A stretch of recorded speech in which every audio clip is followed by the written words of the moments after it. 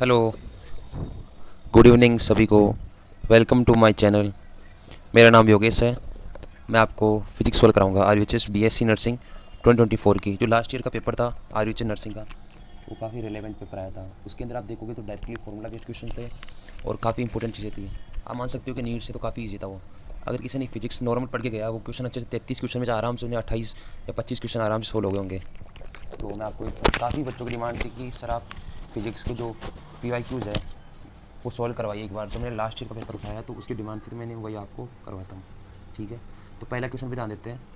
3 capacitor of capacitance 3 microfarad 9 and 18 connected in series another in parallel the ratio of equivalent capacitor to cases. तो आपको पता होना चाहिए capacitor कैसे arrange होते हैं। तो कैपेसिटर में आप देखोगे ना, तो आपको पहले CS यानी कैपेसिटर इन सीरीज, फिर चाहिए पैरेलल में। तो सीरीज का जो आया था वो मतलब एक नॉर्मली सी रेंज आई थी। तीनों को आप जोड़ोगे सीरीज के अंदर तो होगा 1/3 और सॉरी CP/CS होगा इसमें। तो जो इसमें जुड़ा हुआ पेपर आएगा ना,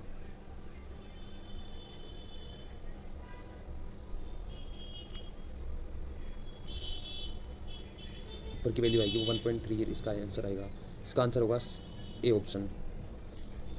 ठीक है, दूसरे क्वेश्चन की बात करते हैं। The positive temperature coefficient of resistance is 4। तो आपको ये पता होना चाहिए पॉजिटिव कोफिशिएंट किसका होता है। तो अल्फा जो है वो पॉजिटिव होता है कंडक्टर का। कई बार क्वेश्चन आएगी पॉजिटिव किसका होता है, कंडक्टर का होता है। तो कंडक्टर क्या है इसके अंदर, कंडक्टर है कॉपर कंडक्टर, तो इसका अल्फा पॉजिटिव होता है। और सेमी कंडक्टर का अगर पूछा जाए तो हमें याद रखना नेगेटिव होता है अल्फा। ठीक है, तो इसका ऑप्शन होगा ऑप्शन नंबर सेकंड, तांबा यानी कि कॉपर। ठीक है, आगे करते हैं। 1 ampere current flow through a infinity long straight wide the magnetic field produce at a point 1 metre away from it. ये काफ़ी फॉर्मूला बेस्ड क्वेश्चन है। इसका फॉर्मूला बहुत आसान है। इसका मैग्नेटिक, ये टॉपिक मैग्नेटिक का है, मैग्नेटिज्म का टॉपिक है। इसका जो फॉर्मूला है वो है μ0 I अपॉन 2 पाई ए। इसका फॉर्मूला है। अगर आप पुट करोगे इसमें वैल्यू तो एक बार देखना आप, 4 × 10⁻⁷ तो इसकी वैल्यू है into 1, 2 pi as it is into 1 ampere. तो ये 2 से 2 कट जाएगा और इसकी वैल्यू आएगी 4 पाई होता है, सॉरी यूनिट वैल्यू 4.20% होती है, यहाँ से 2 आ जाएगा। तो ये कट के वैल्यू एग्जैक्टली आएगी 2 × 10⁻⁷। तो ऑप्शन नंबर आपको दिख गया होगा, ऑप्शन नंबर C। ठीक है, एक बार मैं कलर चेंज कर लेता हूँ, येलो कलर काफ़ी एफिशिएंट होता है। अब फोर्थ में आता है। when electric dipole P is kept in a uniform electric field E, then for the out value of the angle period P needs torque maximum। काफ़ी इजी क्वेश्चन है। इसमें पूछा गया टॉर्क मैक्सिमम कब होगा, तो आप डायरेक्टली एक बार दिमाग लगाओ कि टॉर्क का फॉर्मूला क्या होगा। दिमाग में फॉर्मूले आपके घूमते नहीं चाहिए। टॉर्क का फॉर्मूला होता है P साइन थीटा। अब भाई साइन थीटा मैक्सिमम मिनिमम कब होगा, आपको साइन थीटा क्या 0 पे मैक्सिमम होता है, नहीं 90 मैक्सिमम होता है। हाँ, क्योंकि साइन थीटा की जो वैल्यू आती है 90 पे वो आती है 1 के इक्वल। तो इसका जो टॉर्क आएगा वो आ जाएगा ओनली P। तो यानी कि जो मैक्सिमम वैल्यू आएगी आपकी टॉर्क की वो आएगी 90 के ऊपर। ठीक है, अगला क्वेश्चन करते हैं। एक प्लेनो कॉन्वेक्स वेक्स है, radius of plano convex lens है। In the radius of curvature convex surface 10 metre है, 10 centimetre sorry. The focal length of the length is 30 centimetre, refractive index of the material lens. इसका काफ़ी easy formula है, ज़्यादा दिमाग नहीं लगाना। इसके अंदर एक फॉर्मूला है, इसका फोकल लेंथ दे रखी है अपने पास प्लेनो कॉन्वेक्स लेंस है। प्लेनो कॉन्वेक्स जब भी देते हैं आपको दिमाग होना चाहिए इन्फाइनाइट होता है उसका वैल्यू। ठीक है, तो इसका इजी सा फॉर्मूला होता है 1/f nu minus R. Refractive index पूछा है 1/r1 plus minus sorry 1/r2। तो ये तो आ गया इन्फाइनाइट और ये हो गया कितना 10 के इक्वल। ठीक है, और आपने यू चाहिए, म्यू पता करना है। तो क्या करना है आपने को, म्यू पता करना है। तो एक बार देखना आप 1/30 equals to mu minus 1, 1/10 minus 1 point infinite. इसकी जो म्यू की जो वैल्यू आएगी वो आएगी 1.33। ये इसका रिफ्लेक्टिव इंडेक्स होगा। ठीक है, अगले क्वेश्चन पे चलते हैं। एक बार आप वापस ऑप्शन बता देता हूँ। 5th नंबर का ऑप्शन होगा ऑप्शन 1.33। तो ऑप्शन नंबर C होगा 1.33। इसका रिफ्लेक्टिव इंडेक्स ने ये पूछा था। इसमें 5th नंबर वाले क्वेश्चन में ध्यान रखना, प्लेनो कॉन्वेक्स लेंस दे रखा है, तो यानी इसका जो R की वैल्यू आएगी वो हमें इन्फाइनाइट आएगी। ठीक है, अगले क्वेश्चन चलते हैं। ए रे ऑफ इंसिडेंट 60 डिग्री पे है प्रिज्म में, minimum deviation position the angle of reflective the first face visited prism कितना होगा? तो आपको पता है एक फॉर्मूला होता है, मैं यहाँ लिख देता हूँ, सॉरी एक मिनट। जैसे कि ए इसकी वैल्यू दे रखी है, वो है 60 डिग्री के आसपास, तो आपको पता होना चाहिए कि R1 equals to R2 equals to R होता है। तो जनरली जो R की जो वैल्यू आएगी ना वो आएगी A/2, जैसे कि 60 डिग्री अपॉन 2 आ गया, तो इसकी जो वैल्यू आएगी वो आएगी 30 डिग्री। अपने को R की वैल्यू चाहिए थी, R की वैल्यू आ गई, तो ऑप्शन नंबर आपको पता होगा कितना होगा, ए ऑप्शन। ठीक है, 6 का जो ऑप्शन आएगा वो ए होगा। ठीक है, ये ऑप्शन इज करेक्ट ऑप्शन। हम बात करते हैं 7th की। Least distance of the distinct vision 25 centimetre, magnify power of simple microscope is focal length 5 centimetre, final image is formed in the minimum deviation distinct vision कहाँ होगी? ठीक है, तो आपको लीस्ट डिस्टेंस दिया हुआ है 25 सेंटीमीटर का दे रखा है, सॉरी 2.5 सेंटीमीटर का दे रखा है, सॉरी 25 सेंटीमीटर दे रखा है। मैग्नीफाई पावर सिंपल माइक्रोस्कोप पूछिए, फोकल लेंथ 5 सेंटीमीटर दे रखी है। इसमें कुछ भी नहीं करना, आपको ईजी सा फॉर्मूला है मैग्नीफिकेशन का, आपको पता होगा। Magnification equals to 1 + d/f, D इसका डिस्टिंक्ट विजन, फोकल लेंथ और 1, तो इसमें 1 + 25/5 कितना हो गया? 1 + 5 कितना हो गया? 6। तो option number D, option number D is correct. Okay, option number D 6 is correct. अब देखो काफ़ी इजी क्वेश्चन है, यंग्स मॉडुलस का क्वेश्चन आया है, इससे पूछा है क्या इसने सिर्फ फॉर्मूला पूछा है। यंग डबल एक्सपेरिमेंट है, फ्रिंज विड्थ 0.2, ठीक है, इसमें 0.2 फ्रिंज विड्थ दे रखी है और wavelength of light increase by 10 centimetre. ठीक है, अब देखो दिमाग लगाना इसमें, इसको पहले इसका फॉर्मूला लिखते हैं, दिमाग में पहले फॉर्मूला चलना चाहिए, लैम्डा d/d। अब देखो क्या कर रहा है ये, 10% वेवलेंथ को इंक्रीज करा, ठीक है, 10% वेवलेंथ इंक्रीज हो गया, and separation between the slits D, छोटा वाला डी है ना, वो 10% इंक्रीज कर दिया। ठीक है, मतलब अगर आप यहाँ पे 10 बढ़ाओगे, नीचे भी 10 बढ़ा रहे हो, तो क्या मतलब है, वही फाइनल वैल्यू आएगी, यानी जो 0.2 है वही इसकी वैल्यू आएगी, फ्रिंज विड्थ यही आएगी इसकी। तो आपको ऑप्शन नंबर होगा इसका बी। ठीक है, काफ़ी ट्रिकी क्वेश्चन था, मतलब आसान है, इतना कुछ खास भी नहीं था। All fringes of deflection are of, सारी फ्रिंजेशन जो होती है ना वो किसकी होती है, मतलब अनइक्वल विड्थ की होती है। सभी विवर्तन की फ्रिंजें कैसी होती है? असमान चौड़ाई की होती है। ठीक है, Huygens theory of secondary waves can be use to, किसके लिए होता है? पता होना चाहिए आपको। हाइजन का द्वितीय तरंगों के सिद्धांत उपयोग खोजने के लिए किया जा सकता है, इसके लिए जो वेवफ्रंट होता है वो जियोमेट्रिकली होती है, आप देखोगे ना ऐसे, तो ऐसे जियोमेट्रिकली होती है, ऐसे ऐसे ऐसे ऐसे फ्रिंजेस होती है, वो जियोमेट्रिकल होती है। इसका ऑप्शन नंबर होगा सी, तरंग अग्र जैतमिति रूप से। ठीक है, सी ऑप्शन 10 का करेक्ट है। आगे चलते हैं, अब देखो क्वेश्चन सीधा एनसीईआरटी से पुट किया है इसने फिजिक्स के, काफ़ी इजी क्वेश्चन है, कुछ भी नहीं करना इसमें। रिफ्लेक्टिव इंडेक्स बता रखा है कि मटेरियल का equal to tangent of the polarising angle, ये बोल रहा है इसने। तो इट इज कॉल्ड, किसको बोलते हैं? ब्रूस्टर एंगल, जानते हो ब्रूस्टर एंगल? इसका ऑप्शन नंबर ए, ब्रूस्टर का नियम ही इसका पोलराइजिंग एंगल होगा। Magnetic stability of diamagnetic substance varies with absolute temperature. अब देखो डायमैग्नेटिक का ना जो होता है ना लैम्डा एम का एम, वो है ना टेम्परेचर की डिपेंड करता ही नहीं है। तो जब इसका ग्राम बनता है काई एम का और टेम्परेचर के साथ, वो आता है सीधा, यानी कॉन्स्टेंट, यानी इस पर डिपेंड करता ही नहीं है। तो क्या होगा? डायमैग्नेटिक में remains unchange with the temperature, T के साथ अपरिवर्तित रहेगा, कभी चेंज नहीं होगा। अब देखो एलसीआर सर्किट दे रखा है, voltage across the terminals, resistance, inductance, capacitance तीनों दिया है। एसी करंट का है, मतलब एसी वाला चैप्टर होता है ना एसी करंट, उसका ही है क्वेश्चन है।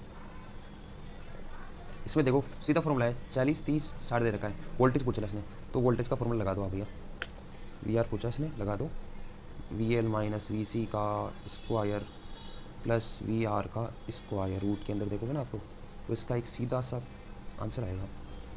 इसमें अंदर 30 + 60 का स्क्वायर प्लस 40 का स्क्वायर, आप जो इसको करोगे नोटिफाई करोगे ना, ये तो रह जाएगा 900 + 1600 रह जाएगा ये वाला, तब इसको आप करोगे तो आएगा 2500।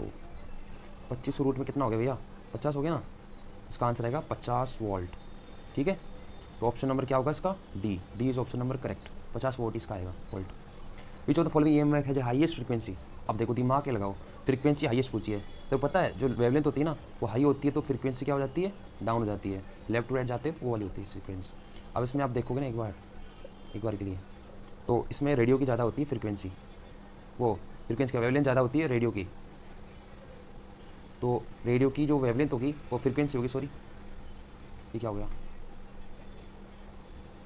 एक सेकेंड, इसमें जो रेडियो की ज़्यादा होती है फ्रीक्वेंसी, वो फ्रीक्वेंसी कम होती है, तो सबसे ज़्यादा किसकी होगी? 14 वाली की सबसे ज़्यादा होगी गामा की, और इसकी जो वेवलेंथ होगी वो सबसे कम होगी गामा की, तो फ्रीक्वेंसी सबसे ज़्यादा हो जाएगी, ठीक है, गामा किरणों की। A given particular moving with the same velocity then maximum de Broglie wavelength will be किसकी होगी?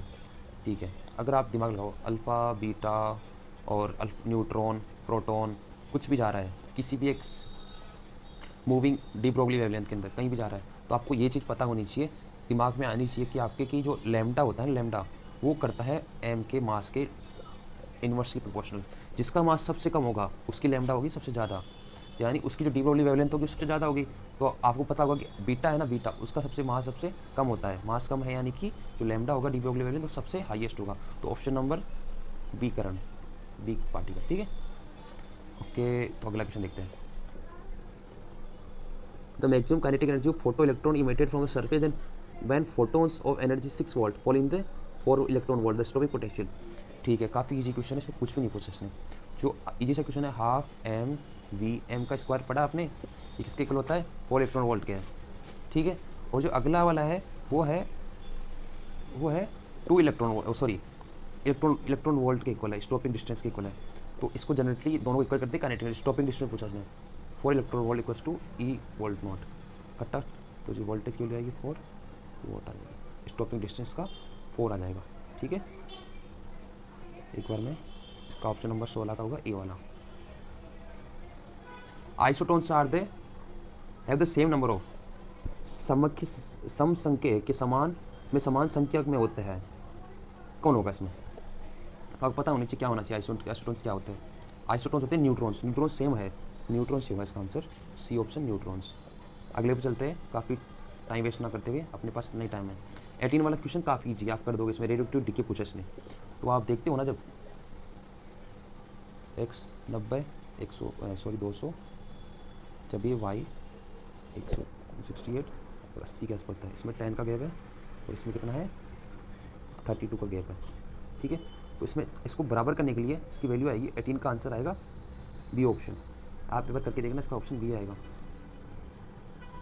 ठीक है। फंक्शन ऑफ रेक्टिफायर, रेक्टिफायर का फंक्शन वो पता होने चाहिए क्या होता है। आपको सीधा एनसीईआरटी में लिखा हुआ है, एसी को पल्स डीसी में कन्वर्ट करता है, तो आपको ये पता होना चाहिए। वैसे तो पल्स डीसी अब लिखा हुआ नहीं है, इसको एक ही बात, अपन एसी को कन्वर्ट कर दो डायरेक्ट डीसी में, ओके। तो इसका ऑप्शन नंबर क्या होगा? ए ऑप्शन, 19 का ऑप्शन होगा ए ऑप्शन। एसी को डीसी में प्रवेश करता है, 19 वाला question, okay. P type semiconductor can be obtain by adding, P type semiconductor कैसे ऑब्टेन होता है? देखो, पी टाइप जो सेमीकंडक्टर होता है ना, पी टाइप, पी प्रकार वाला, उसमें होता है ट्राइवेलेंट, यानी कि 3 वाली ट्राइवेलेंट ऑप्शन। तो देखो इसमें आर्सेनिक, ये तो नहीं होगा, एंटीमनी वाला भी नहीं होगा, फॉस्फोरस वाला नहीं। गैलियम होता है इन प्योर सिलिकॉन, गैलियम इसमें ना वो नहीं दे रखा, सिलिकॉन नहीं दे रखा, मतलब गैलियम होता है वो प्योर सिलिकॉन में कन्वर्ट हो जाता है, वो गैलियम टू शुद्ध सिलिकॉन में गैलियम मिलाया जाता है, ठीक है। तो उसका ऑप्शन नंबर होगा बी ऑप्शन नंबर, ओके। तो 20 का ऑप्शन होगा वो बी होगा। अगले पे चलते हैं, काफ़ी अच्छी क्वेश्चन मिल रहा है अपने को। अब देखो कितना इजी क्वेश्चन है, आपने न्यूक्लियस में पढ़ा होगा ये वाला क्वेश्चन, आर इक्वल्स टू ए 1/3, ठीक है। अब देखो इसमें रेडियस का रेशियो दे दिया 2 न्यूक्लियर का, 2 न्यूक्लियर दे रखे, इसमें 1/16 दे रखा है, ठीक है। अब देखो आप, आसान है, कुछ भी नहीं है इसमें, एक बार करोगे ना तो आपको सब आ जाएगा, इसमें इतना कुछ हार्ड नहीं है। एक सेकंड में कलर चेंज कर लेता हूँ, थोड़ा सा कलर हो जाएगा चेंज तो चलेगा। ये वाला कलर देखते हैं यार, R1/R2, एक की पावर जो होगी ना 1/3 की इक्वल होगी, तो एक में 1 है, एक में 64 है, 64। ये 1/3 आप जब करोगे ना तो इसका आंसर आएगा सीधा 1:4। तो इसका कलर है ना ये वाला सही लगता है, तो इसका जो आंसर आएगा 1:4 आएगा। फॉर्मूला सीधा आपके सामने लिखा हुआ है, काफ़ी ईजी है, मतलब फॉर्मूला पुट करो और आंसर लो, put the formula get the answer, ठीक है। इसका आंसर आपको पता होना चाहिए 1/4, ऑप्शन नंबर बी, इसका option number B. What will the change in the self inductance of a coil, number of turns of solenoid doubled. अब यार क्या बोल रहा है यार ये, अब आपको पता होना चाहिए क्या कैसे डबल होगा, सीधा फॉर्मूला दिमाग में रखो, फॉर्मूला आपको पुट करना है इसमें। जो एल होता है ना इंडक्टेंस होता है, वो है ना सॉरी एल वाला जो फॉर्मूला होता है ना वो डायरेक्टली प्रोपोर्शनल होता है किसके, एन स्क्वायर के। अब क्या बोल रहे हैं, टर्न्स को इक्वल कर दिया, ठीक है, टर्न्स को तुमने डबल कर दिया, लो डबल कर दिया, कितना हो गया 4 गुना, 4 गुना हो गया, 4 टाइम्स हो गया। तो इसका आंसर क्या होगा? ऑप्शन नंबर सी, 4 गुना हो गया। Kirchhoff first law deal with the conservation of, अब यार केवीएल है, Kirchhoff voltage law, Kirchhoff first law, ये क्या किस पे डील करता है? फर्स्ट लॉ होता है ना, वो डील करता है चार्ज पे, कंजर्वेशन ऑफ चार्ज, यानी कि आवेश पे डिपेंड करता है। ऑप्शन नंबर इसका होगा B option. Okay, which of the following, ये प्रॉपर्टी ऑफ मैग्नेटिक फील्ड क्या प्रॉपर्टी है?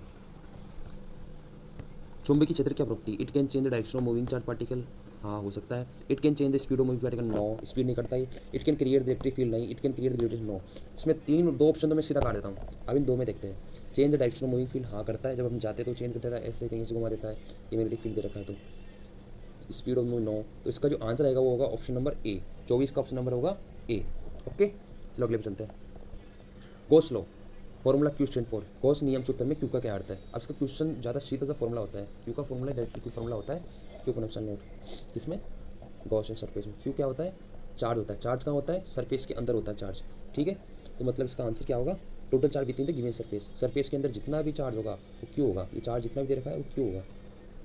ओके, ऑप्शन नंबर इसका बी होगा। दी गई सतह पे भीतर कुल चार्ज 25 का option number B. Which of the following can not be the polarise, which of the following can not polarise. आप सुनो, पोलराइज कौन नहीं हो सकती?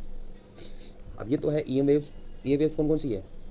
रेडियो है, ट्रांसवर्स है, एक्सरे है। अब कौन सी नहीं है? लॉन्गिट्यूडनल। अब इसमें लॉन्गिट्यूडनल कौन सी है? ठीक है, लॉन्गिट्यूडनल से साउंड वेव, साउंड वेव का लॉन्गिट्यूडनल है, तो यानी कि कौन सी इसमें polarise can not be polarise होगी? ध्वनि तरंगे, ठीक है, sound wave. Two lenses of focal length 5 centimetre and 50 centimetre are of to be making of telescope, telescope बनाया जा रहा है 5 सेंटीमीटर 50 सेंटीमीटर वाली है लेंसेज है। Which lens of the will we objective, आप सुनो, सबसे जो बड़ी होती है ना सेंटीमीटर में फोकल लेंथ, वही हमेशा ऑब्जेक्टिव में लगाई जाती है सर, टेलीस्कोप के अंदर। तो ऑब्जेक्टिव लेंथ का ज़्यादा होता है, तो उसमें देख लो आप कौन सी ज़्यादा है, 5 या 50, 50 बड़ा है, तो इसका ऑप्शन होगा 50, यानी कि डी ऑप्शन, 50 सेंटीमीटर वाले ही ऑब्जेक्ट लेंस की फोकल लेंथ होगी। A capacitor having a capacity of 2 picofarad, वाह वाह, the electric potential across the capacitor changing with the value 10 की power 12 percent, then displacement current, ओहो displacement current पूछा इसने, तो आप सीधा देखो टी 2 पिकोफेराड है। ओके, इसका अपने को याद होना चाहिए 2 पिकोफेराड कितना होता है, 2 की वैल्यू कितनी थी? 2 होती है 2 इंटू 10 की पावर, अगर फेराड में नॉर्मल फेराड में देखें ना पर 2 की पावर -12 होता है। अब भाई D by D T displacement current दे रखा है इसमें, जो आई डी दे रखा है वो है, sorry D by D T दे रखा है 10 की पावर 12 वोल्ट पर सेकेंड। अब देखो जो इसका जो डिस्प्लेसमेंट करंट पूछा है इसने, आई डी पूछा है, वो होगा C D V by D T. Put the question get the answer, put the value get the answer, ठीक है। 10 की पावर -12 इंटू 2 इंटू, है ना, इसी की वैल्यू हो गई इंटू 10 की पावर 12, ये कट जाएगा, इसकी वैल्यू आ जाएगी 2 एम्पियर। इसका आंसर आ जाएगा displacement current equals to 2 ampere. काफ़ी ईजी क्वेश्चन है, मैंने कई बार पिछले साल करवाया ये क्वेश्चन, कई बार सीधे क्वेश्चन आए हैं, डायरेक्टली पूछे गए, इसके ऑप्शन भी चेंज नहीं है, यानी कि आप मान के चलो इतना कुछ हार्ड पेपर नहीं आता, आप अगर सोल्व करोगे तो आपको कोई मुश्किल नहीं आएगा। अगर आप फिजिक्स अच्छे से कर रहे हो तो बायो आपकी केमिस्ट्री आपकी अच्छी हो पाएगी, ठीक है। 33 क्वेश्चन आप बायो की फटाफट कर दोगे, इतना कोई लोड नहीं रहेगा आपके ऊपर। द डेंसिटी ऑफ इलेक्ट्रॉन और holes in the interesting semiconductor X and Y, which of the following option है 2। अच्छा, दिमाग में रखो इंटरेस्टिंग है, ठीक है, इंटरेंसिक है तो क्या होगा, N equals to N H, जितने इलेक्ट्रॉन होंगे उतने होल होंगे। जो इंटरेस्टिंग सेमीकंडक्टर तो उसमें होल्स और इलेक्ट्रॉन्स बराबर होते हैं, 4 इधर तो 4 इधर होंगे, तो इसमें एक्स और वाई दे रखा है, तो यानी कि डी ऑप्शन इसका करेक्ट हो जाएगा, ठीक है, कम ज़्यादा नहीं होगा, ये वाला गलत है, option number D is correct. Okay, चलो अगले बात, the nuclear reaction there is a conservation of, conservation किस चीज़ का होता है? न्यूक्लियर कंजर्वेशन सब चीज़ का कंजर्वेशन होता है, मास का, एनर्जी का, मोमेंटम का, सबका होता है, तो अकेला तो कहीं नहीं हो सकता ना, तो इसका ऑप्शन नंबर होगा डी, ठीक, सब कंजर्व हो जाएंगे, डी ऑप्शन इज करेक्ट 30 वाला। एक ट्रांसफॉर्मर है, देखो ट्रांसफॉर्मर क्वेश्चन आ गया, इजी क्वेश्चन आते हैं ट्रांसफॉर्मर के।